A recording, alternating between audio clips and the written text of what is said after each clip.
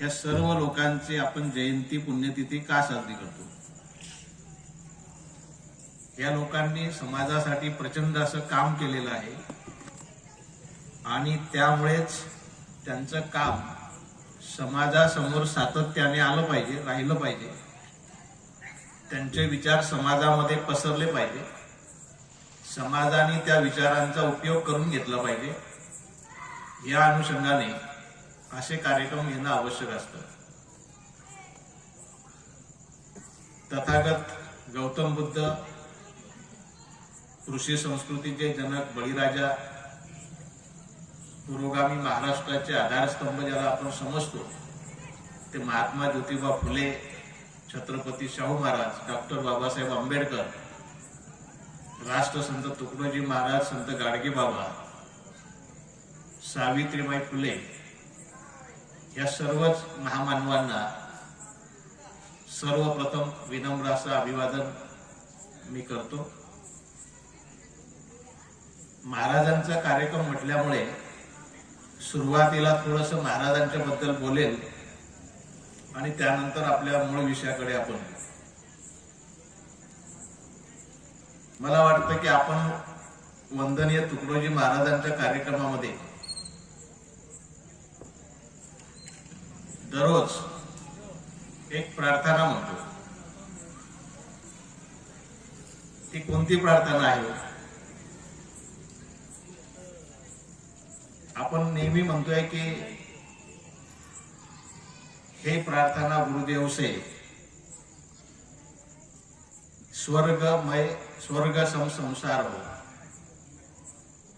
हे प्रार्थना गुरुदेव से स्वर्गमय किंवा स्वर्ग सम संसार हो. हे काय म्हटलंय त्यांनी की गुरुदेव से प्रार्थना कशासाठी करता येते? तर सर्व संसार जो आहे आपला, सर्व सृष्टी जी आहे स्वर्गासारखी झाली पाहिजे. स्वर्ग सम, अति उच्च जीवन बने, परमार्थमय व्यवहार. आपलं सर्वांचं जीवन अतिशय उच्च झालं पाहिजे. आपला व्यवहार हा परमार्थमय झाला पाहिजे. सर्वांचं भलं याच्यात चिंतलेलं आहे.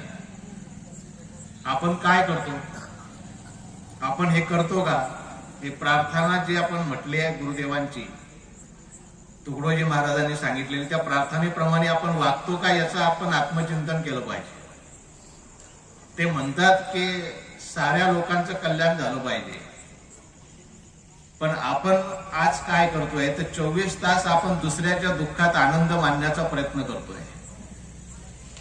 की दुसऱ्याला दुःख झालं असेल तर आपल्याला आनंद शोधतो आपण त्यामध्ये. मग कुठले तुकडोजी महाराजांचं आपण आचरण करतोय?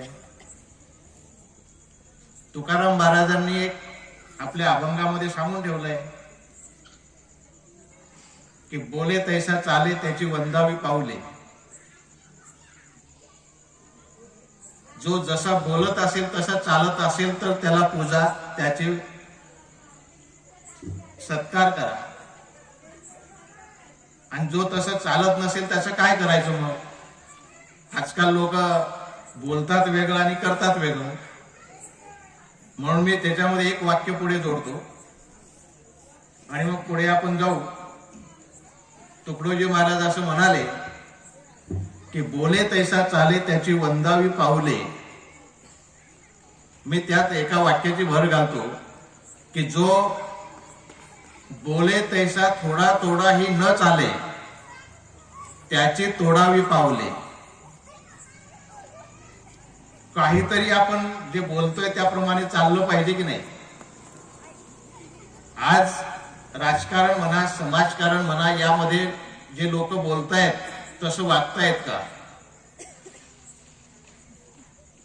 महात्मा गांधीला एका पत्रकाराने प्रश्न विचारला होता. महात्मा गांधी काही अर्थशास्त्राचे अभ्यासक नव्हते, मात्र अर्थशास्त्रावर एक प्रश्न त्यांना विचारला एका पत्रकाराने. प्रश्न असा होता की अर्थशास्त्र म्हणजे काय? बापूजीला विचारलं त्यांनी की तुमच्या मते अर्थशास्त्र म्हणजे काय? बरेचसे लोक असं म्हणतात, आमचे विद्यार्थी इथे बसलेले, आमचे विद्यार्थी आणि समाजामध्ये अर्थशास्त्र विषयाबद्दल प्रचंड दुरावस्था आहे, प्रचंड उदासीनता आहे. अर्थशास्त्र म्हटले की खूप कठीण आहे, ते आपल्याला समजणार नाही आणि त्यामुळे त्या विषयाच्या अभ्यासाकडे फारसे लोक लक्ष देत नाही. मी अर्थशास्त्राचा सोपा अर्थ तुम्हाला सांगतो की ज्याला 2 वेळचं भाकर कशी कमवावी याचं ज्ञान आहे त्याला अर्थशास्त्र समजतं. एवढं ते सोपं आहे. मात्र आपण ते अवघड करून टाकलंय. आमच्या शास्त्रज्ञांनी, आमच्या लेखकांनी सुद्धा ते अवघड करून टाकले. त्याच्यामुळे समाज अर्थशास्त्रापासून दूर राहतो. आपण आपल्या आयुष्यामध्ये अर्थशास्त्राला जवळ केल्याशिवाय आपलं आर्थिक जीवन उन्नत होत नाही. त्यामुळे अर्थशास्त्राला जवळ करणं आवश्यक आहे. महात्मा गांधीला प्रश्न विचारला होता की अर्थशास्त्र म्हणजे काय. त्यांनी असं म्हटलं, त्यांनी असं उत्तर दिलं, ते इंग्रजीमध्ये आहे, त्याचं मी मराठीत रूपांतर करून तुम्हाला सांगतो की जे जे वाया जातं त्याचं संपत्तीत रूपांतर करणे म्हणजे अर्थशास्त्र. वाया काय जातं. बेरोजगार तरुण आहे, शिकले आहे, पदव्या घेतल्या आहे, त्यांना नोकरी मिळत नाही, त्यामुळे ते बेरोजगार आहे. म्हणजे त्यांचे जे श्रम आहे, संपत्ती आहे, श्रम म्हणजे ही श्रमाची संपत्ती आपण वाया घालवली आणि म्हणून ती वाया जाणारी संपत्ती जर आपण उपयोगात आणली, म्हणजेच त्या तरुणांच्या हाताला आपण काम दिलं तर संपत्ती निर्माण होते. त्याच्यातून श्रमामधूनच संपत्ती निर्माण होते. आणि म्हणून महात्मा गांधी असं म्हणाले होते की जे जे वाया जातं त्याचा संपत्तीत रूपांतर करणे म्हणजे अर्थशास्त्र. आता आजच्या राजकारण्यांना जर हा प्रश्न विचारला की अर्थशास्त्र म्हणजे काय, तर कदाचित ते असं उत्तर देऊ शकतात की जे जे संपत्ती आहे त्याचा कचऱ्यात रूपांतर करणे म्हणजे अर्थशास्त्र. मगाशी सांगितलं मी की श्रम ही संपत्ती आहे. मग हे बेरोजगार तरुण आमचे फौजाच्या फौजा निर्माण होत आहेत, त्यांच्या श्रमाला कुठे काही वाव नाहीये, त्यांच्या श्रम वाया जात आहे. हे संपत्ती वाया जाते ना श्रम स्वरूपातली. मग हे संपत्ती जर वाया जाण्याची नीती असेल तर आम्ही काय करतोय की आम्ही संपत्तीचं कचऱ्यात रूपांतर करतोय. आणि म्हणून महात्मा गांधींना अपेक्षा होती की प्रत्येक हाताला काम मिळालं पाहिजे, म्हणून चरखा निर्माण केला. घराघरात चरखा गेला पाहिजे, काम मिळालं पाहिजे.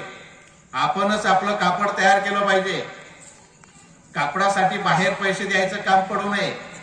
आपल्या गावातली संपत्ती गावातच राहिली पाहिजे. हे महात्मा गांधींची नीती होती. आता तसं राहिलंय का? तसं दिसत नाही. दुसरा आणखी महात्मा गांधीचा संदर्भ मी आपल्याला देतो. मगाशी चर्चा करताना तो मुद्दा मी सांगितला लोकांमध्ये की महात्मा गांधी जे राज्यकर्ते आहेत, मग ग्रामपंचायत पासून तर पंतप्रधान पर्यंत, तर राज्यकर्त्यांना ते विश्वस्त म्हणायचे. विश्वस्त कोणाला म्हणतात की ज्याच्यावर जी जबाबदारी सोपवली ती इमाने इतबारे पार पाडणारा व्यक्ती. मग ग्रामपंचायतची सत्ता दिली तर ते ग्रामपंचायतची सत्ता गावातल्या विकासासाठी, गावातल्या लोकांच्या उन्नतीसाठी कशी उपयोगात आणता येईल ही त्याच्यावर जबाबदारी टाकलेली आहे. आणि देशातल्या कारभाराची जबाबदारी त्याच्यावर टाकली. त्याने देशाचा कारभार नीटपणे, चोखपणे पार पाडून देशाचा विकास कसा घडवून आणता येईल यासाठी प्रयत्न करणे. थोडक्यात तिजोरीतला 1 रुपयाही स्वतःच्या कामासाठी न वापरणे म्हणजे विश्वस्त. आता सध्याच्या राजकारणामध्ये तुम्हाला विश्वस्त दिसतात काय? मला दिसत नाही. कारण विश्वस्त जर हे असते तर यांच्या पत्राच्या घरावरून 2-2, 4-4 बंगले, 5-5, 6-6 गाड्या, महागडे सोफा सेट, अनेक एकर जमीन खरेदी, ह्या गोष्टी यांच्याकडे आल्या नसत्या. या संदर्भातला विश्वस्त कसा असतो एक उदाहरण तुमच्या समोर ठेवतो आणि पुढे जातो. लाल बहादूर शास्त्री आपल्या देशाचे दुसरे पंतप्रधान होते. लाल बहादूर शास्त्री पंतप्रधान असताना एके दिवशी त्यांच्या सुविद्य पत्नीने पंतप्रधान कार्यालयाची गाडी मार्केटमध्ये नेली. हे लाल बहादूर शास्त्रीला समजलं की आपली कार्यालयाची गाडी बायकोनं आज मार्केटमध्ये नेली आहे खाजगी कामासाठी. त्यांना माहीत झाल्यानंतर त्यांनी बायकोला सांगितलं की याच्या पुढे कार्यालयाची गाडी मार्केटमध्ये वापरण्यासाठी न्यायची नाही. आणि 14 किलोमीटर गाडी चालली होती. 14 किलोमीटर साठी जेवढं डिझेल लागलं गाडीला, ते डिझेलचे पैसे लाल बहादूर शास्त्रींनी देशाच्या तिजोरीत भरलेले आहे. हे आहे विश्वस्त. आज एकही राजकारणी असा दिसतो का? हे शासनाच्या गाड्या आपल्या खासगी दौऱ्यांसाठी वापरत नाही का? शासनाचे विमान खासगी दौऱ्यांसाठी वापरत नाही का?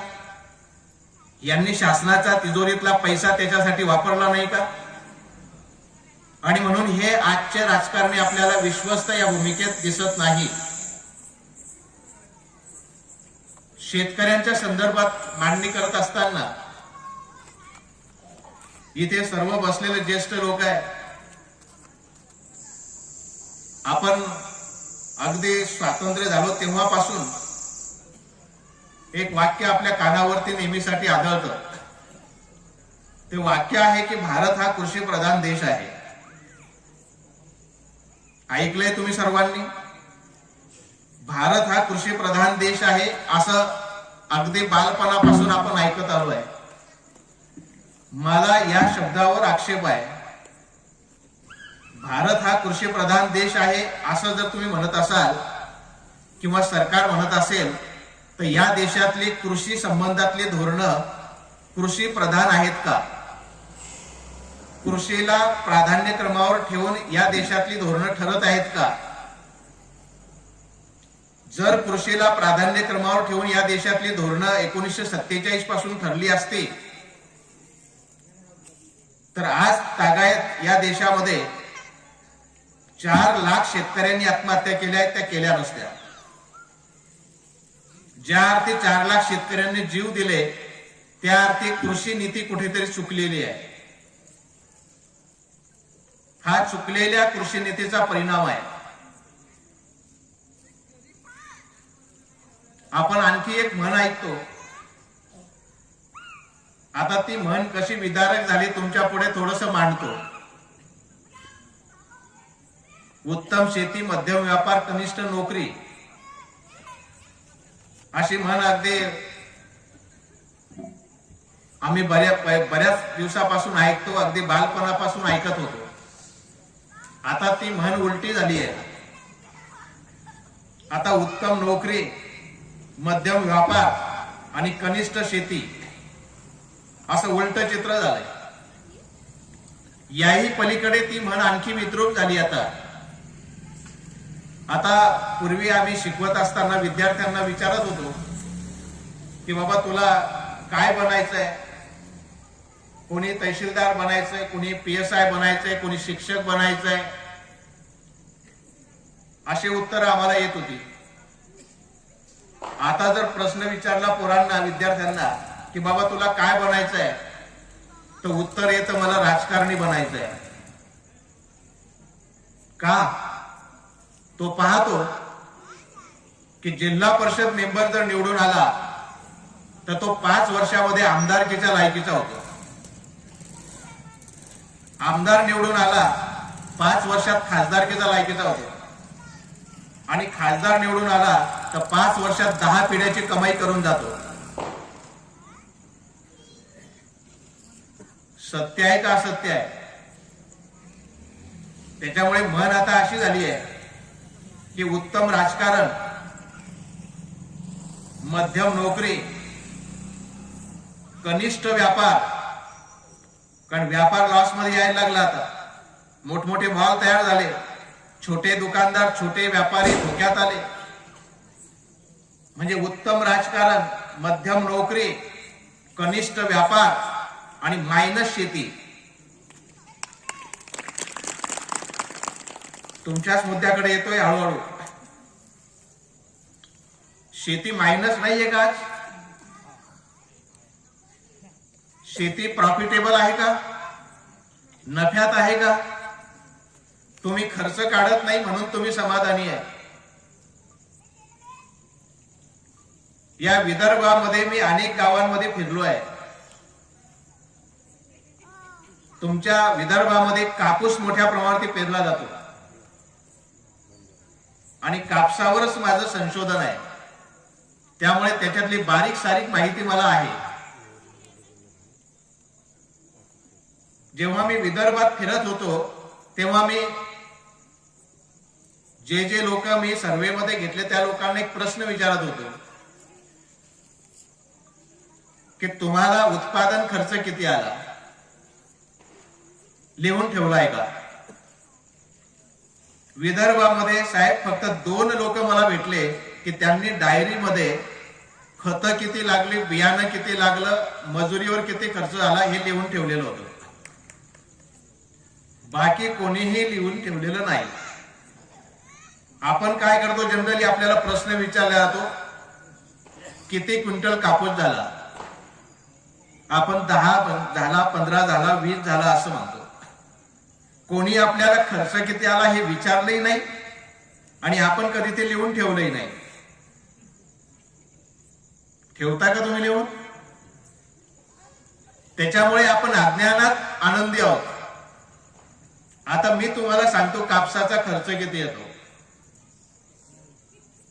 आणि बारीक सारीक कलमा त्या ठिकाणी लिहून घेतलेल्या आहे, ठेवलेल्या आहे मी, की त्याच्यावर त्याच्या कमी खर्च येऊ शकत नाही तो.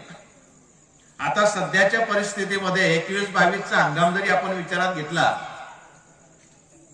तर तुमच्या विदर्भामध्ये 1 एकर साठी कापूस उत्पादनाचा खर्च 32,000 रुपये आहे. त्यामध्ये मजुरीचा खर्च 50% आहे आणि 50% बियाणं, खत, पेस्टिसाइड, तणनाशक याच्यावर होतं.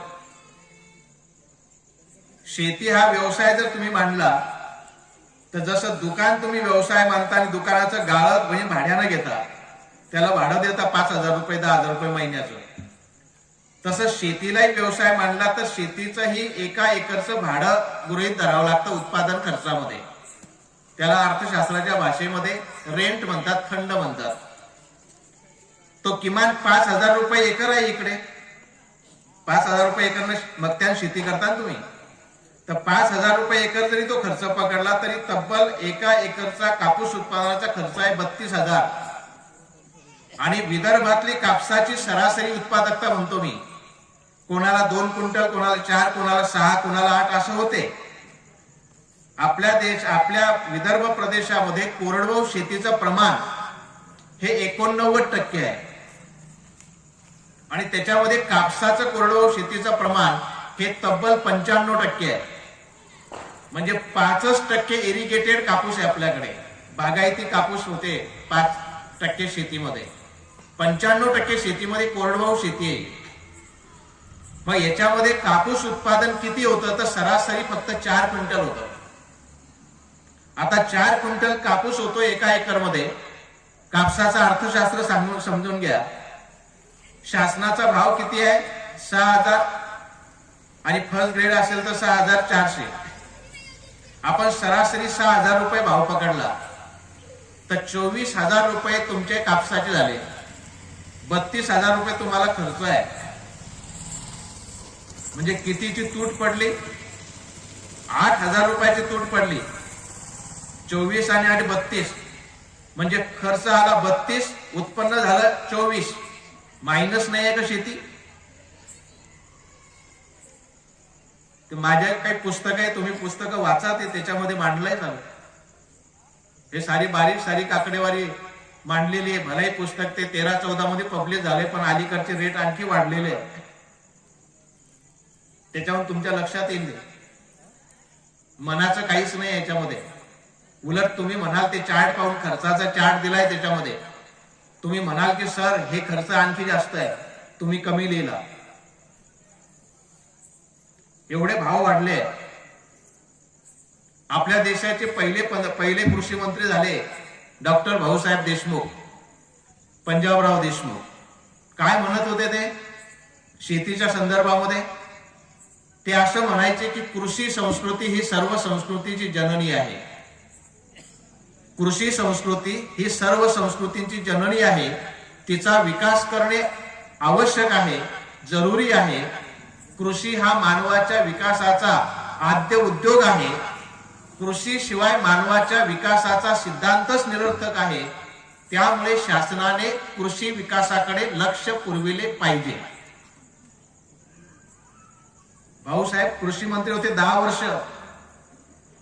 पुढे चालून ते असं म्हणतात शेतकऱ्यांबद्दल की भारतीय शेती आणि शेतकरी याबद्दल मला प्रचंड आदर आहे. भारतीय शेतकऱ्याची निष्ठा, त्याचा प्रामाणिकपणा, त्याचं राष्ट्रप्रेम, त्याच्यात वास करत असलेली करुणा अजोड आहे. त्यामुळे मी भारतीय शेतकऱ्याला सलाम करतो, नतमस्तक होतो. आजचे पंतप्रधान शेतकऱ्यांना काय म्हणतायत माहिती तुम्हाला?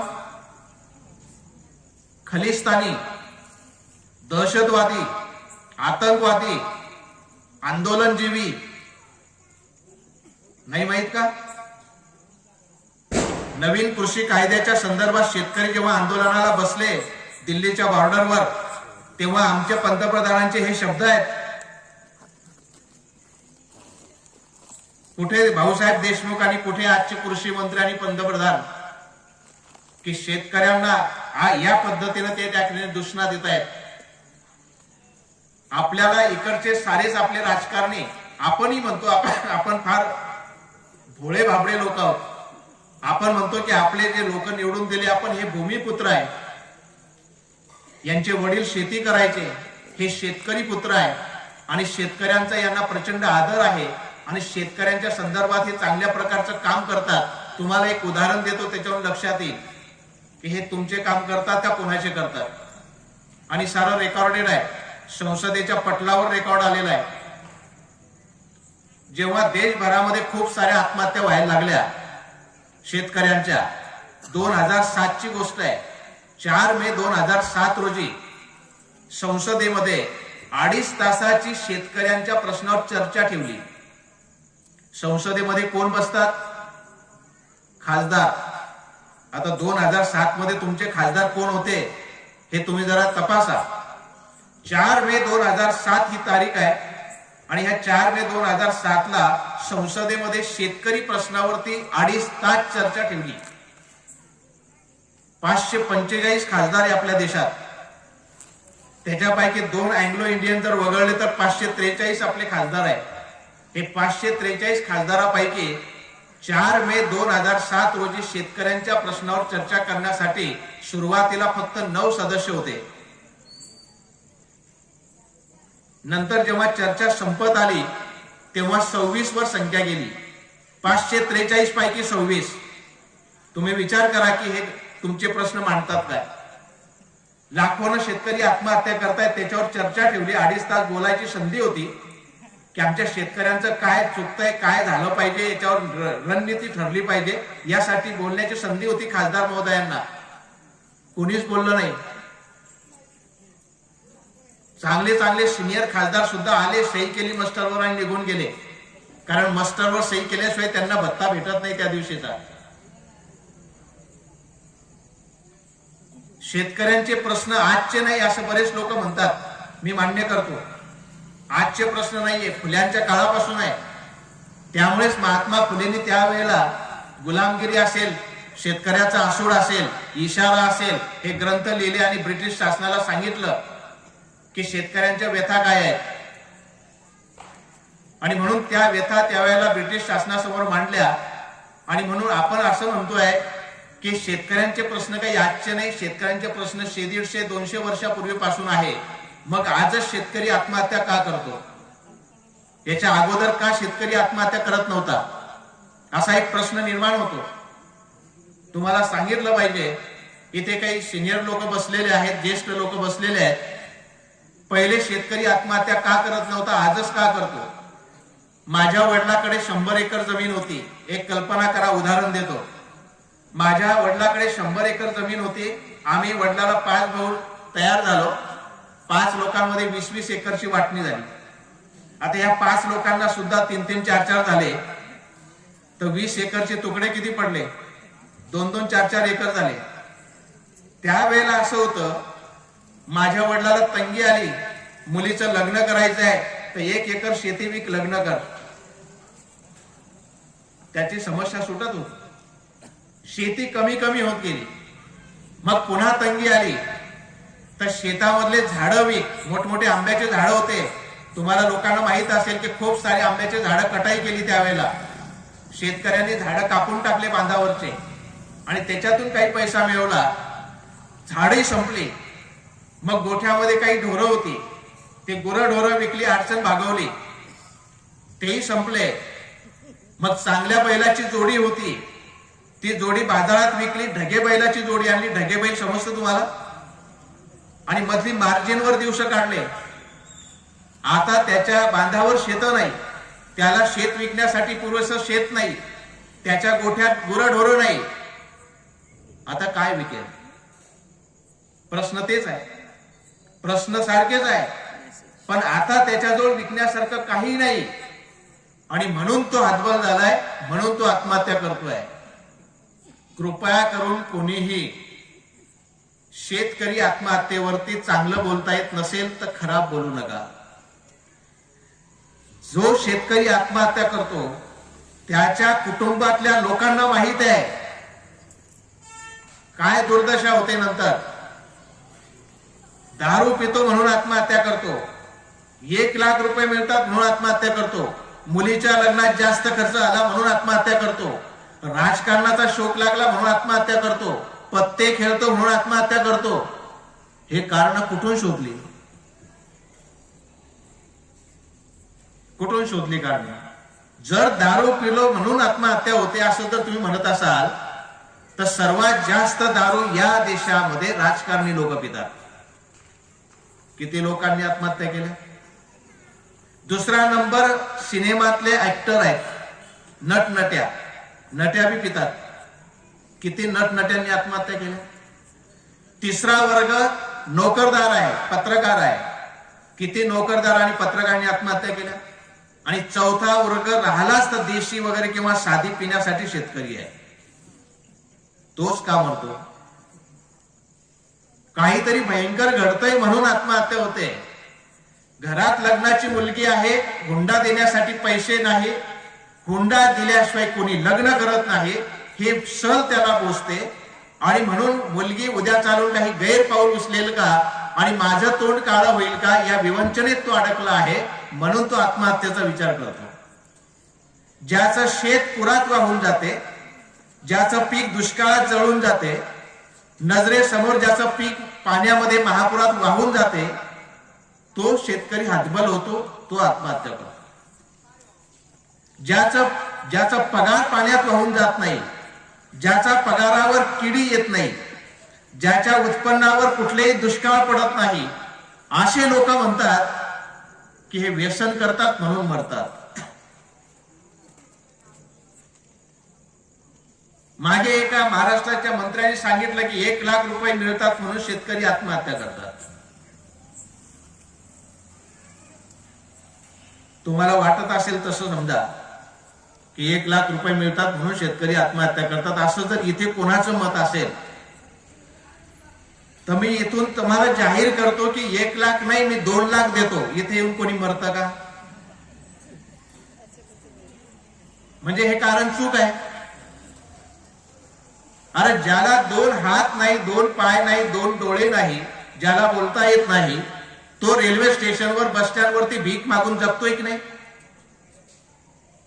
मग त्याला जर जीवन जगायची इच्छा आहे, काही अवयव नसताना, तर आमच्या शेतकऱ्याला 2 पाय, 2 हात, 2 डोळे, जबान शाबूत आहे, तो कशाला मरेल? काहीतरी भयंकर घडतोय म्हणून मरतोय. आणि म्हणून आपण तो दारू का पितो हे शोधलं पाहिजे, त्याचे मूळ कारणात गेलो पाहिजे, त्याच्या अडचणी काय हे समजून घेतलं पाहिजे आणि मग कॉमेंट केल्या पाहिजे. असं उगाच कॉमेंट करून चालणार नाही. बरं, शेतकऱ्यांचं ठीक आहे की शेतकरी दारू पितो म्हणून मरतो. मुली आत्महत्या करायला लागल्या आहे. इकडे बीड मध्ये एका भिसे नावाच्या मुलीने 12वी शिकणारी मुलगी, बाप माझा हुंडा देऊन लग्न करू शकत नाही आणि बापाला उद्या चालून काही होऊ नये, बाप माझ्यासाठी आत्महत्या करू नये म्हणून त्या पोरीनीच आत्महत्या केली. आता काय म्हणाल तुम्ही? ती पोरगी काय दारू पित होती?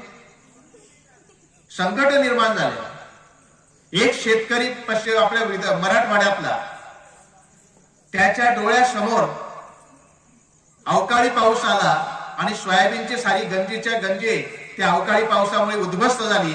सोयाबीनला अंकुर फुटायला लागले. काय केलं शेतकऱ्यांनी? त्या गंजीवर स्वतःला राहून गंजी पेटून घेतली, आत्महत्या केली. कारण वर्षभराचं उत्पन्न आहे ते. अरे, नोकरदारांचा पगार जर 1 महिना लेट झाला ना तर चलबिचल होते तो, की कसं करायचं. याचं वर्षभराचं जर धुवून निघत असेल तर वर्ष कसं काढायचं हा प्रश्न आहे त्याच्यासमोर. आणि म्हणून शेतकऱ्यांचे प्रश्न कोणते आहेत त्यातही आपल्या घटनेमध्ये बाब नमूद करण्यात आली आहे. काय म्हणते घटना अशी म्हणते की शेती हा विषय राज्य सरकारचा आहे. शेती हा विषय राज्य सरकारचा आहे, मात्र शेतीच्या संदर्भातले महत्वपूर्ण निर्णय घेण्याचा अधिकार केंद्र सरकारला आहे. त्याच्यामुळे शेतकऱ्याने काही प्रश्न निर्माण झाले आणि ते राज्य सरकारकडे गेले तर राज्य सरकार केंद्राचं बोट दाखवते, आणि केंद्र सरकारकडे गेले तर केंद्र म्हणते राज्याचा विषय तुम्ही राज्याकडे जा. म्हणजे शेतकऱ्यांचा ह्या दोघांच्या टोलवाटोलवीमध्ये फुटबॉल झालाय. आता कोणते निर्णय केंद्राच्या हातात आहे तुम्हाला सांगतो. 3 प्रश्न अतिशय महत्वाचे आहेत तुमच्या शेतकऱ्यांचे. एक आहे शेतमालाला मिळणारा भाव, दुसरा आहे शेतकऱ्याला मिळणारा कर्ज, आणि तिसरा आहे शेतमालाची विदेशातून होणारी आयात निर्यात. तीनही धोरणं तुमचे अतिशय जिव्हाळ्याचे आहे. ह्या 3 धोरणांच्या संदर्भात निर्णय घेण्याचा अधिकार केंद्र सरकारला आहे, राज्याला नाही आहे. किमान हमी भाव कोण देतं तुम्हाला? केंद्र सरकार देते, राज्य सरकार नाही देत. आयात निर्यात कोण ठरवतं? केंद्र सरकार. शेतीला कर्ज पुरवठा कसा झाला पाहिजे याचं धोरण कुठे ठरतं? दिल्लीत ठरतं. आणि म्हणून हे जे 3 प्रश्न आहे, हे 3 प्रश्नच अतिशय महत्वाचे प्रश्न आहे. मग आता किमान हमी भावाचा काय झालंय? केंद्र सरकार, तुम्हाला कल्पना नसेल तर सांगून ठेवतो की 23 शेतमालाचे भावासाठी केंद्र सरकारने हमी भाव जाहीर केलेले आहे. त्याच्यामध्ये 7 प्रकारचे अन्नधान्य आहे, 5 प्रकारचे कडधान्य आहे, 5 प्रकारचे तेलवान आहे आणि 4 प्रकारचे नगदी पीक आहे, ऊस, कापूस, जूट यासारखे, सुका खोबरा. हे 23 पिकं आहे. मात्र 23 पिकांपैकी सरकार हमी भावानं कशाची खरेदी करते? तर फक्त गहू आणि तांदूळ आणि ऊस. याच्या पलीकडे बाकी पिकांसाठी हमी भावानं सरकार खरेदी करत नाही. त्यासाठी शेतकरी आंदोलनातल्या शेतकऱ्यांचं म्हणणं होतं की तुम्ही हमी भावाचा कायदा करा. कायदा जर केला तर सरकारला झक मारून सर्व तुमचं बोंड कापूस हमी भावानं घेणं आवश्यक आहे, बंधनकारक आहे. तुमचा ऊस घेणं आवश्यक आहे, तुमचा तांदूळ घेणं आवश्यक आहे, तुमचा गहू घेणं आवश्यक आहे. जेवढ्या वस्तूंचे भाव सरकारने ठरवले ते सर्वच्या सर्व वस्तूंची खरेदी शासनाने ठरवलेल्या दराने शासनाला खरेदी करणं भाग आहे, बंधनकारक आहे. कायदा केला तर तो कायदा नाही झाला. आता कृषी कायदे आणले होते 3, त्याच्यासाठी शेतकऱ्यांनी आंदोलन केलं आणि मग मोदी साहेबांनी सरते शेवटी 13 महिने आंदोलन चालल्यानंतर मग यांनी सांगितलं की आता मी हे कृषी कायदे परत घेतोय. शेतकऱ्यांना असं वाटलं की आता सरकार हरलं आणि सरकारने हे कृषी कायदे वापस घेतले, त्याच्यामुळे आता आम्हाला काही चिंता नाही. मी तुम्हाला इशारा देऊन ठेवतो की सरकारने ते कृषी कायदे वापस घेतलेले नाही. सरकारने त्या कृषी कायद्यांचं पुनरावलोकन करण्यासाठी, त्या कृषी कायद्यांचा अभ्यास करण्यासाठी एक 4 सदस्यीय समिती नेमलेली आहे. त्या समितीचा रिपोर्ट जवळपास तयार झालाय. त्या समितीच्या एका सदस्याने अगदी 15 दिवसापूर्वी डिक्लेअर केलं की पुन्हा हे 3 कृषी कायदे नव्या फॉर्ममध्ये सरकार आणणार आहे. त्यामुळे तुमची शेती आता कॉन्ट्रॅक्ट फार्मिंग मध्ये जाणार. तुमच्या शेतमालाला हमी भाव भेटणार नाही, कारण ते सर्व त्याचं प्रायव्हेटायझेशन करणार. अदानी अंबानी तुमच्या शेतमालाची खरेदी करणार आहे भविष्यामध्ये. एपीएमसी राहणार नाही. तुम्हाला पारदर्शकपणे व्यवहार एपीएमसी मध्ये मिळेल. एपीएमसी मध्ये तुम्ही माल विकला तर कधीतरी ते पैसे आपल्याला मिळणारच आहे याची गॅरंटी असते. आता सरकार एपीएमसीच्या बाहेर खासगी व्यापाऱ्यालाही माल खरेदीची परमिशन देणार आहे. ज्याच्याकडे फक्त पॅन कार्ड आहे त्याला ही परमिशन भेटणार आहे. बाजार समितीच्या लायसन्सची आवश्यकता नाही. आता तो व्यापारी तुमचा माल घेऊन गायब झाला तर सरकार त्याला जबाबदार नाही. असं होणार आहे. वाशिमच्या अनेक शेतकऱ्यांनी सोयाबीन विकली प्रायव्हेट व्यापाऱ्याला आणि तो व्यापारी गायब झाला. जवळपास 150 कोटी रुपयाचं सोयाबीन घेऊन तो फरार झाला. अगदी 6 महिन्यापूर्वी घडलेली घटना आहे. हे असं होणार. त्यामुळे हमी भावाचा कायदा हा झाला पाहिजे. मोदी साहेब जेव्हा 2014चं इलेक्शन लढत होते आणि आपल्याला माहित आहे की स्वामीनाथन आयोग बसवला होता. शेतकऱ्यांच्या आत्महत्या वाढतायत तर त्या कशा थांबल्या पाहिजे त्यासाठी स्वामीनाथन आयोग बसवला. स्वामीनाथन आयोगाने 6 रिपोर्ट दिले सरकारला. 2000 पानांची रिपोर्ट आहे. त्या रिपोर्टचं कृषी मंत्री शरद पवार साहेब असताना 2013 पर्यंत कुठल्याही प्रकारे चर्चा झाली नाही. मग त्या रिपोर्ट मध्ये एक मुद्दा महत्वाचा सांगितलाय स्वामीनाथन साहेबांनी. तुमच्यासाठी अनेक शिफारशी केल्या आहे. अशा शिफारशी केल्या आहे की भारताचा शेतकरी आत्महत्या करणार नाही अशा प्रकारच्या शिफारशी केल्या आहे. शेवटी शिफारशी करण्याचं काम आयोगाचं आहे. अंमलबजावणीत आणण्याचं काम सरकारचं आहे. सरकारांनी ते अंमलात आणलं नाही आणि म्हणून त्यातला एक मुद्दा मोदी साहेबांनी 2014च्या इलेक्शन मध्ये उचलला. तो मुद्दा काय होता? शेतमालाला उत्पादन खर्चावर आधारित हमी भाव मिळाला पाहिजे. ही शेतकरी संघटनेची मागणी. मग स्वामीनाथन साहेबांनी काय म्हटलं त्या रिपोर्टमध्ये? असं म्हटलंय की उत्पादन खर्च अधिक 50% एवढा किमान हमी भाव प्रत्येक मालाला भेटला पाहिजे. म्हणजे तुम्हाला समजा आता 32,000 रुपये खर्च आला किंवा एका क्विंटल कापसाचा खर्च 6,000 रुपये आला, बरोबर आहे, किंवा 8,000 रुपये आला. 8,000 खर्च आला प्लस त्याच्यात 50% म्हणजे 4,000 जोडा, म्हणजे किती? 12,000. 12,000 रुपये कापूस प्रति क्विंटल खरेदी करा असं स्वामीनाथन आयोग म्हणते. मला सांगा की तुम्हाला 12,000 रुपये भाव जर भेटला तर कोणी आत्महत्या करेल का? 12,000 भाव सफिशियंट आहे. मोदी साहेबांनी 14 मध्ये दौरा जेव्हा होता त्यांचा लोकसभेच्या इलेक्शनच्या संदर्भामध्ये, तेव्हा आपल्याच यवतमाळ जिल्ह्यामध्ये एक दाबडी नावाचं छोटंसं गाव आहे. तिथे त्यांची सभा झाली आणि ती सभा देशभरामध्ये 300 शहरांमध्ये लाईव्ह दाखवली होती. त्या सभेत त्यांनी असं म्हटलं होतं की आम्ही जर सत्तेत आलो तर आम्ही तुम्हाला स्वामीनाथन म्हणतात त्याप्रमाणे उत्पादन खर्च अधिक 50% एवढा हमी भाव देऊ. सर्व शेतकरी खुश झाले आणि सर्वात जास्त शेतकऱ्यांनी बीजेपीला तेव्हा वोटिंग केलं, मोदी साहेबाला वोटिंग केलं की मोदी साहेब आले ना आपला आता तारणहार आलाय, आपल्याला आता आत्महत्या करायचं काम नाही. त्यामुळे ते सत्तेत आले, बहुमताने आले. जवळपास 282 सीटा त्यांना मिळाल्या आणि त्यांचं सरकार स्थापन झालं. वर्ष दीड वर्ष झालं तरी काही हमी भाव देण्याचा पत्ता नाही. तेव्हा एक जनहित याचिका सुप्रीम कोर्टामध्ये दाखल झाली. ती याचिका अशी दाखल झाली की मोदी सरकारने असं आश्वासन दिलं होतं, मात्र वर्ष सव्वा वर्ष झालं तरी मोदी सरकारने अजून त्याच्या संदर्भात काही हालचाल केली नाही. तेव्हा सुप्रीम कोर्टाने सरकारला एक नोटीस पाठवली की तुम्ही असं आश्वासन दिलं होतं, त्याचं काय झालं याचं लेखी उत्तर द्या. तेव्हा अरुण जेटली हे आपले अर्थमंत्री होते. त्या अरुण जेटलीने त्यावेळेला केंद्र सरकारच्या वतीनं सुप्रीम कोर्टात एक हमी पत्र दिलं, अफिडेव्हिट. त्या हमी पत्रात असं दिलं केंद्र सरकारच्या वतीनं की उत्पादन खर्च अधिक 50% एवढा हमी भाव देता येत नाही. लिखित आहे, संसदेत रेकॉर्ड आहे. मग देता येत नाही तर म्हटलं कशा? याचाच अर्थ तुमची दिशाभूल झाली, याचाच अर्थ तो जुमला होता. आणि त्या माध्यमातून तुम्ही सत्तेत आले. त्यानंतर 19च्या इलेक्शन मध्ये हा मुद्दा गायब झाला. दुसरे मुद्दे आले, दुसरे मुद्दे घेऊन इलेक्शन लढले. आताही तसंच होणार आहे. आताही परंपरागत मुद्दे राहणार नाही, दुसरे नवीन मुद्दे येतील. त्या नवीन मुद्द्याने आणखी सत्ता हस्तगत होऊ शकते. किमान हमी भाव हा केंद्र सरकारने कायदा केला पाहिजे आणि त्या कायद्याच्या माध्यमातून त्या ठिकाणी शेतकऱ्यांना मदत दिली पाहिजे. दुसरा मुद्दा आहे कर्जाचा.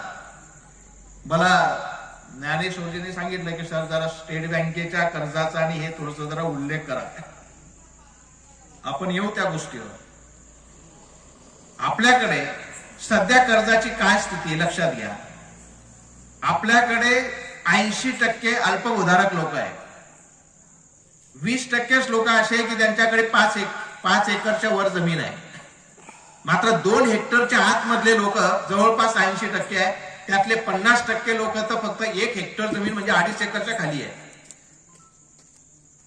मग याची काय परिस्थिती कर्जाची. रिझर्व्ह बँकेचा एक रिपोर्ट आहे. त्या रिपोर्टमध्ये असं म्हटलंय की देशामध्ये जेवढा कर्ज पुरवठा होतो शेतकऱ्यांना त्याच्यापैकी 57% कर्ज पुरवठा शासनाच्या बँकांकडून होतो आणि 43% कर्ज पुरवठा खाजगी सावकाराकडून होतो. त्यातही अल्पभूधारक शेतकऱ्यांच्या संदर्भात असं म्हटलंय ते सर्वात जास्त आहे संख्येनं की 77% कर्ज पुरवठा अल्पभूधारक शेतकऱ्यांना खाजगी सावकाराकडून होतो. 77% आणि फक्त 23% कर्ज पुरवठा शासनाच्या बँकांकडून होतो. आणि सर्वात आत्महत्या कोणाच्या झाल्या तुम्हाला सांगण्याची गरज नाही, अल्पभूधारकाच्याच झाल्या. आणि खाजगी सावकाराचा व्याजाचा रेट तुम्हाला सांगण्याची मी गरज नाही. किमान 5% महिन्याला म्हणजे वर्षाला किती 60 रुपये. आमच्याकडे मराठवाड्यामध्ये, मी मराठवाड्याचा आहे, औरंगाबादचा आहे, आमच्याकडे 8% आहे.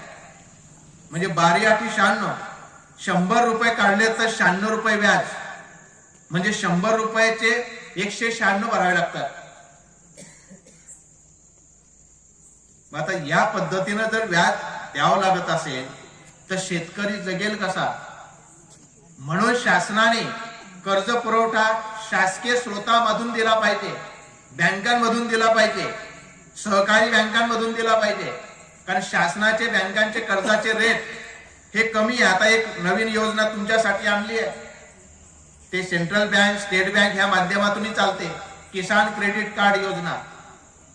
या किसान क्रेडिट कार्ड योजनेच्या सरकार काय म्हणतं की 1 एकरला 30,000, 10 एकर पर्यंत 3 लाख रुपये मिळतात. आणि 3 लाख रुपयाचं व्याजाचा दर जो आहे तो 7% आहे. आणि ज्यांनी मुदतीच्या अगोदर कर्ज परतफेड केलं त्याला 3% व्याजात सवलत आहे म्हणजे 4%, आणि 2% अनुदान आहे म्हणजे 5% सवलत आहे. म्हणजे ते कर्ज फक्त 2% भेटतं. बँकांना अप्रोच व्हा, सांगा मॅनेजरला किसान क्रेडिट कार्डची काय स्कीम आहे, त्याच्याकडे जा. म्हणून शासनाने शेतकऱ्यांना रास्त दराने कर्ज पुरवठा करण्याची आवश्यकता आहे. तो जोपर्यंत होत नाही तोपर्यंत सावकार यांना लुचत राहील. आणि सावकाराच्या तावडीमध्ये आपण एकदा गेलो, आपल्यापैकी काही लोक सावकारी करत असाल त्यांची माफी मागतो मी. मात्र सावकारीच्या माध्यमातूनच अनेक आत्महत्या सुद्धा झाल्या आहेत. सावकाराची नजर वाईट असते, सावकार वेळोवेळी त्रास देतो, सावकार त्याचा माल आगाऊमध्ये खरेदी करून टाकतो, याला एपीएमसीत माल न्यायची संधीच नाही. ह्या साऱ्या गोष्टींच्या माध्यमातून शेतकऱ्यांचे प्रश्न वाढत गेलेले आहेत. तिसरी गोष्ट आहे आयात निर्यातीचा संदर्भ आहे. आपण पाहतो की 91 पासून नवीन धोरण आलं. या नवीन धोरणाच्या माध्यमातून जगासाठी आपलं मार्केट खुलं झालंय, आपल्यासाठी जगाचं मार्केट खुलं झालं.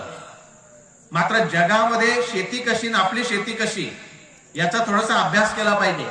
अमेरिकेच्या शेतकऱ्याकडे, एका शेतकऱ्याकडे तिथे 1500 ते 2000 एकर जमीन आहे एका शेतकऱ्याकडे. आपल्याकडे 2 एकर आहे. आता 2 एकर मध्ये पिकलेला भुईमूग किंवा मिरच्या किंवा गहू किंवा तांदूळ तुम्ही अमेरिकेत नाही विकू शकत. मात्र अमेरिकेचा 2000 एकर वाला शेतकरी त्याची मिरची किंवा त्याचा टोमॅटो किंवा त्याचा गहू भारताच्या बाजारपेठेत विकू शकतो, कारण तेवढं उत्पादन होते त्याला. हे दोघांची कुस्ती लावली आहे पैलवानांची. आता ह्याच्यात भारतासारखा देश काडी पैलवान आहे, अमेरिका मजबूत पैलवान आहे. कोण जिंकेल तुम्ही ठरवा. चुकीचं आयात निर्यात धोरण आहे. ही गोष्ट तुकडोजी महाराजांनी 50-60 वर्षापूर्वी सांगून ठेवली. त्यांनी काय म्हटलं तेव्हा, कच्चा माल मातीच्या भावे पक्का होताशी तो चौपटीने घ्यावे, मग ग्रामजन कैसे सुखी व्हावे, पिकवूनही ते उपाशी. हे जर दुसरा वर्ग तिसरा वर्ग शिकलेले संत होते, हे जर एवढ्या कमी शिकलेल्या लोकांना माहित आहे, ब्रिटिशच्या काळामध्ये त्यांनी हे म्हटलेलं आहे, आपल्या राज्यकर्त्यांना समजत नाही. आपण आजही काय करतो, भारतामधून कच्चा मालच बाहेर जातो, पक्का तिकडून येतो. आजही चौपटीनं नाही 10 पटीनं घेतो आपण. का बरं? कापूस उत्पादक शेतकरी संकटात आलाय. 1972चे दिवस आठवा. त्या 72च्या दिवसामध्ये कापूस होता 325 रुपये क्विंटल आणि सोनं होतं 202 रुपये प्रति 10 ग्रॅम, म्हणजे 1 तोळा. म्हणजेच एका क्विंटल कापसामध्ये तेव्हा आमची आई 16 ग्राम सोनं घेऊ शकत होती. आता 16 ग्राम सोनं घ्यायसाठी किती पैसे लागतात? आजचा कोणी गेला असेल ना धनत्रयोदशीला सोनं घ्यायला, 60,000, 961,000 वगैरे असं भाव आहे. आपण 60,000 पकडू. 96,000 96,000 रुपये 16 ग्रामला लागतात. आणि मग तेवढा रुपये मिळवण्यासाठी कापूस किती विकावा लागतो? तर 16 क्विंटल. पहिले एका क्विंटल मध्ये येत होतं 16 ग्राम, आता 16 क्विंटल विकावं लागते. म्हणून पूर्वी कापसाला पांढरं सोनं म्हटलं जात होतं. आता कापसाला पांढरं सोनं म्हणणं म्हणजे शेतकऱ्याची थट्टा करणं आहे. कशाचं पांढरं सोनं राहिलं ते? आता घात करतोय कापूस. सर्वात जास्त आत्महत्या कापूस पट्ट्या झाल्या आहेत.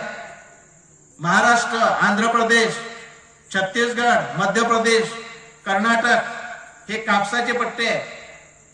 या 5 राज्यांमध्ये सर्वात जास्त आत्महत्या झाल्या. याचाच अर्थ कापूस उत्पादक शेतकरी संकटात आहे. का? तर कापसाचा उत्पादन खर्च जास्त आणि उत्पादन कमी, भाव कमी, त्यामुळे त्याची शेती मायनस मध्ये आहे. अनेक लोक म्हणतात की नवीन प्रयोग केला पाहिजे, शेतकरी परंपरागत पद्धतीने शेती करतो, नवीन काहीतरी केलं पाहिजे. माझं स्वतःचं उदाहरण देतो तुम्हाला. नवीन काहीतरी केलं पाहिजे तर शेतकरी करतो, मात्र होते काय? आम्ही असं ठरवलं की कापूस म्हणण्यापेक्षा किंवा मका घेण्यापेक्षा, सोयाबीन घेण्यापेक्षा म्हटलं आपण अद्रक लावू. अद्रक समजते तुम्हाला? ते मसाल्यात वापरतात. अद्रक लावलं आम्ही. माझ्या घरी शेती आहे म्हणून मी अधिकारवाणीने शेतीवर बोलतो. अद्रक लावलं आम्ही 1 एकर सुरुवातीला. 1 एकर मध्ये पहिल्या वर्षी आम्हाला उत्पादन खर्च वजा जाऊन 70,000 रुपये आले. खुश झालं, भाऊही खुश झाले. मग असं ठरवलं की आता घरचंच बियाणं निघलंय, बेनं म्हणतात त्याला, घरचं तयार झालंय, आपण क्षेत्र वाढू. 3 एकर लावलं. आणि आपली सवय काय आहे, आपल्या महाराष्ट्रामध्ये असो का भारतामध्ये असो, मी जर अद्रक लावलं आणि मला 2 पैसे मिळाले तर माझ्या आजूबाजूचे सर्व अद्रक लावतात. बरोबर आहे का? अनुभवानच सांगतो तुम्हाला. माझ्या आजूबाजूची तसं झालं. एकानं हळद लावली तर आजूबाजू सारी हळद लावतात. मग आम्ही अद्रक लावलं, वाढवलं, तर आजूबाजूच्या दुसऱ्या वर्षी सर्व लोकांनी अद्रक लावलं. अद्रक लावल्यानंतर अद्रकाचं पीक एवढं चांगलं आलं, आम्ही 2.5-3 लाख रुपये खर्च केला. बियाणं घरचं होतं त्याच्यामुळे खर्च कमी आला तो दुसऱ्या वर्षी. आणि पीक सुद्धा खूप चांगलं आलं. आता पीक काढायचं तर मार्केटमध्ये परिस्थिती काय होती तुम्हाला? मार्केटमध्ये अद्रकीला भाव होता 500 रुपये क्विंटल. पहिल्या वर्षी 2,500 रुपये क्विंटल गेला होता. दुसऱ्या वर्षी भाव झाला 500 रुपये क्विंटल आणि अद्रक जमिनीतून काढायचं मजुरी 600 रुपये क्विंटल. बघा काय करेल शेतकरी. नवीन प्रयोग केला, काय करेल तो. मार्केट आपल्या हातातलं नाही, निसर्ग आपल्या हातातला नाही, सरकार आपल्या बाजूने नाही, त्याच्यामुळे शेतकरी हातबल होणार नाही. तर काय, आता बरं झालं की मी प्राध्यापक आहे म्हणून नुकसान झालं शेतीमध्ये, तर मी पैसे पाठवले म्हणून भाव मेला नाही. मी खरं सांगतोय, मला पॅकेज पाठवावं लागते घरी की अरे बाबा चिंता करू नका, हे घ्या पण जीव नका देऊ. आणि तुम्हालाही सांगतोय जीव देऊ नका. एक जुन्या लोकांच्या संदर्भात एक म्हण आहे, काय म्हण आहे ती, आपलं डोकं जर ठिकाणावर असलं म्हणजे आपण चांगले असलो तर पगडी किती बी आपण आणू शकतो. सर सलामत पगडी हजार. हिंदीमध्ये सर सलामत पगडी हजार. अरे आपण राहू ना, तेव्हा करू ना काहीतरी, आपण राहिलं पाहिजे. आणि म्हणून मी असं म्हणेल की तुम्ही जीव द्यायचा नाही. ज्याने तुमच्यावर जीव देण्याची पाळी आणली त्या व्यवस्थेला लटकाव फासावर. जरांगे पाटलांना नाही लटकवलं का? येऊ देत आहे का गावांमध्ये लोकांना, पुढाऱ्यांना? कसे घाबरले. पण आपण काय करतो, आमदार खासदार आला की त्याचे 5-50 लोक त्याच्या आजूबाजूला. रिस्पेक्ट करू नका त्यांचं असं म्हणत नाही मी, पण ते तुम्हाला काय देतात, तुमच्या प्रश्नाचं काय सोल्युशन त्यांच्याकडे ते विचारा त्यांना. आणि त्याच्यासाठी तुमच्यामध्ये एक हिंमत पाहिजे त्याला जॉब विचारण्याची. ती केव्हा येईल?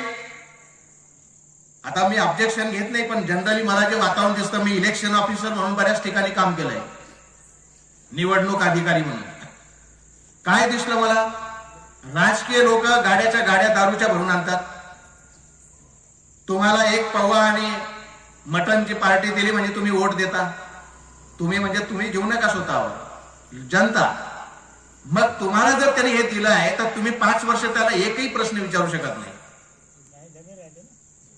त्याच्यामुळे आपण मतदार आहोत, मतदाता आहोत. मतदार राजा म्हणतात आपल्याला. मतदाता, मताचं दान करतो आपण, मत विकत नाही. तुम्ही मत विकू नका. ज्या दिवशी तुम्ही मतदान कराल खऱ्या अर्थाने, त्या दिवशी तुम्ही लोकप्रतिनिधीला प्रश्न विचाराल ताकदीनं की आमचं का केलं नाही हे सांगा पहिले. गावातच येऊ द्यायचं नाही त्याला, वेशीवरच अडवायचं की आमच्या गावाचा प्रश्न काय झाला. तुमच्या गावात याला घाबरतील लोकप्रतिनिधी, जसं मराठवाड्यात चालू आहे तसं. पण ही हिंमत केव्हा येईल? हे हिंमत तेव्हा येईल की तुम्ही इमानदारीनं मतदान करा. कोणाचे 5 पैसे घेऊ नका, मतदान करा. आणि त्या पद्धतीनं आपण या लोकांना जर निवडून दिलं तर आपल्याला अधिकार राहतो त्याला विचारायचा. आणि म्हणून तुकडोजी महाराज म्हणत होते की कच्चा माल मातीच्या भावे पक्का होताशी चौपटीने घ्यावे, मग ग्रामजन कैसे सुखी व्हावे ते पिकोनी उपाशी. याचा अर्थ सरकारची आयात निर्यात धोरण हे चुकीचं आहे. ते आज तरी बदललं पाहिजे. आज मात्र ते बदललेलं नाही. आज तागायत तसंच सुरू आहे. आपण काय करतो माहिती आहे तुम्हाला? गोड तेल माहिती आहे? गोड तेल खाता तुम्ही? अरे गोड तेल खाता तर तुमच्या प्रकृती तुम्ही खराब करताय. 2,50,00,000 टन गोड तेल पाहिजे आपल्याला देशाला, आणि तुमच्या देशात होते तयार फक्त 1,25,00,000 टन. 1,25,00,000 टन आपण आयात करतोय. काय आयात करतो? पाम तेल. ते खाण्याचं तेल नव्हे. त्याच्यामुळे कॅन्सरचे रुग्ण वाढतायत, हार्ट अटॅकचे रुग्ण वाढतायत. हे सारे आजार आपण घेऊन बसलोय. आणि म्हणून आपण हे कच्चा माल, हे जे तुकडोजी महाराजांनी सांगितलं, तर हे मेक इन इंडियाची चळवळ जे सरकार राबवत आहे ना, तर त्याच्याऐवजी या तेलबिया उत्पादन घेण्यासाठी शेतकऱ्यांना जर प्रोत्साहन दिलं सरकारने की तुम्ही तेलबियांचं उत्पादन घ्या, आम्ही तुम्हाला हमी भाव देऊ, जास्त किमतीने खरेदी करू. कशाला बाहेरून तेल आणायचं? इथला भुईमूग, इथला करडई, इथला जवस, इथला सोयाबीन हे पिकवा. आणि देशातल्या नागरिकांना स्वच्छ आणि चांगलं तेल द्या, क्वालिटीचं तेल द्या. आयात करण्याची आवश्यकता पडणार नाही आणि इथल्या शेतकऱ्यांना 2 पैसे त्या तेल बियाण्याच्या माध्यमातून खिशात जातील. हे सुद्धा मेक इन इंडिया चळवळ होऊ शकते. मात्र कोणाचे हित जोपासायचे असेल तर आम्ही पाम तेल आयात करू, लोकांचं ऐशी तैशी. म्हणून आयात निर्यातीचं धोरण सरकारने शेतकऱ्यांच्या फेवरेबल असलं पाहिजे. कापूस निर्यात करणारा देश होता आपला, आपण कापूस निर्यात करत होतो. आता 97 पासून भारत हा जगातला 3ऱ्या क्रमांकाचा कापूस आयातदार देश झालाय. कापूस आयात करतो का? तर अमेरिकेमध्ये स्वस्त कापूस तयार होतो आणि तो कापूस भारताच्या व्यापाऱ्यांना परवडतो. आपला कापूस महाग तयार होतो कारण आपलं सरकार कापूस उत्पादकांना अनुदान देत नाही, ते अनुदान देतात. म्हणून तिथला खर्च सरकार देईल ते कापसाचा, आपला नाही दिलं. म्हणून आपल्याला कमी किमतीत ते विकता येत नाही, त्यांना विकता येतं. म्हणून आपण आयात करायला लागलो आणि आपले कापूस उत्पादक मरत आहे. आयात निर्यात नीती बदलली पाहिजे. तुकडोजी महाराज आणखी एक म्हणत होते, तुमचे ग्रामगीता जर तुम्ही वाचली असेल तर त्यात तुम्हाला दिसेल, अध्याय 13वा, त्याच्यामध्ये 9व्या क्रमांकावर उभी आहे. काय म्हटलं त्यांनी? उच्च शिक्षित सामर्थ्यवान ते नोकरीसाठी फिरती वनवन, उद्योग धंदे वा शेती कोठून होईल उन्नती गावची. म्हणजे काय म्हटलं त्यांनी? जे शिकलेले लोक आहेत, जे सामर्थ्यवान आहे, ते नोकरीसाठी फिरतायत. मग ते जर नोकरीसाठी बाहेर गेले तर आपल्या गावची शेती किंवा लघुउद्योग कोण सांभाळेल? त्याची उन्नती कशी होईल? आणि म्हणून शेतकऱ्यांनी शिकलं पाहिजे, शिकलेले लोक शेतीत आले पाहिजे, हा आग्रह आहे तुकडोजी महाराजांचा. ते असंच तुम्हाला ग्रामगीता दिली नाही. भगवान श्रीकृष्णाने त्या कुरुक्षेत्रावरती अर्जुनाला उपदेश करण्यासाठी भगवद्गीता सांगितली की युद्धाच्या प्रसंगी कसं वागलं पाहिजे. अर्जुन हतबल झाले होते, समोर सर्व नातेवाईक होते. आता नातेवाईकांवर कसा काय बाण वर्षाव करायचा या द्विधा अवस्थेत अर्जुन असताना श्रीकृष्णाने भगवद्गीता सांगितली की युद्धामध्ये काही नातेवाईक वगैरे नसतात, युद्ध म्हणजे युद्ध असतं. आणि त्या माध्यमातून अर्जुनाला उपदेश केला. त्याच्यामध्ये जीवनाचं सारं तत्वज्ञान श्रीकृष्णाने गीतेमध्ये सांगितलं. ग्रामगीतेमध्ये तुकडोजी महाराजांनी शेतकऱ्यांच्या, गावकऱ्यांच्या कल्याणाचं तत्वज्ञान सांगितलंय. आणि ती ग्रामगीता कोणाला अर्पण केली आहे? ग्रामस्थांना अर्पण केली आहे. मग ही ग्रामगीता आपण वाचतो का? ग्रामगीता जर तुम्ही वाचली, त्याचे सर्वचे सर्व अध्याय वाचा. मराठीत सुद्धा आलेलं आहे, आता ओवींचा मराठीत अर्थ आलेला आहे, ते वाचा. कुठेच जायचं काम नाही. सारे प्रश्न, सारे उत्तर त्याच्यात दिलेले आहे. आणि म्हणून आपण ग्रामगीतेचं वाचन केलं पाहिजे. या निमित्तानं ग्रामगीतेचा सप्ताह ठेवला पाहिजे. त्याचं एक एक अध्यायावर वाचन झालं पाहिजे, लोकांना ते समजलं पाहिजे. आज उलटी गंगा सुरू आहे. पहिले खेड्यातून दूध शहरात जात होतं, आता शहरातलं दूध खेड्यात येते पाकिटचं. का बरं असं झालंय? आमचे सारे सवयी बदलले आहेत. पूर्वी आमच्या शेतकरी म्हटला की शेतकऱ्याच्या घरी गाई म्हशी असायच्या, शेतकऱ्याच्या गोठ्यात गाई म्हशी दिसायच्या, शेतकऱ्याच्या शेतामध्ये हिरवं रान दिसायचं, त्याच्या घरचं दुखत होतं, घरचं साऱ्या गोष्टी होत्या. आज शेतकऱ्याच्या अंगणामध्ये 2 व्हीलर 4 व्हीलर हे दिसते. ते दररोज खर्चाची बाब आहे. आणि म्हणून तुकडोजी महाराज त्या ठिकाणी एका याच्यात असं एक कवी असं म्हणतो त्या संदर्भात की क्षत्रिय अंगावर धरून शेती करता येत नाही, क्षत्रिय अंगावर धरून शेती करता येत नाही किंवा पेरणी करता येत नाही. अंगावर झकपक कपडे घालून किंवा 2 हातांची घडी बांधून शेती राखता येत नाही. आपण काय करतोय हे जरा आत्मपरीक्षण करा. आपण ह्या वाटेनं चाललोय सध्या. शेतकरी म्हटला की त्याचे हातपाय भरणार, चिखलामध्ये जाणार. आणि म्हणून त्या पद्धतीनं त्यांनी आपलं शेतीच्या संदर्भात काम केलं पाहिजे. एक 50-60 वर्षापूर्वी एक शाहीर आहे, त्या शाहीरने आपल्या शेतकऱ्यांबद्दल असं म्हटलंय की उठ शेतकऱ्या उठ जाग, उठ शेतकऱ्या उठ जाग, तुझा न वाली कुणी या जगती, राखी तुझी तू लाज, उठ शेतकऱ्या उठ जाग. पुढे चालून तो शाहीर असं म्हणतो की पदवी राजाची देऊन तुझला, आपण बळीराजा म्हणतो ना त्याला, पदवी राजाची देऊन तुझला दीन दिवसा लुटती, अन्नदाता तुला म्हणून अन्ना विना तुझला मारती, पिढ्यान पिढ्या हे चालत आले तरी न तुझला जाग, उठ शेतकऱ्या उठ जाग. हे 50-60 वर्षापूर्वी एक शाहीर म्हणतो. आजही तशीच परिस्थिती आहे. आम्हाला बळीराजा म्हटलं जातं, आम्हाला अन्नदाता म्हटलं जातं, आम्हाला पोशिंदा म्हटलं जातं. मात्र कल्याणाची धोरणं काय? या देशामध्ये ज्याच्या ज्याच्या कल्याणाची भाषा होते त्याचं कधीच कल्याण होताना दिसत नाही.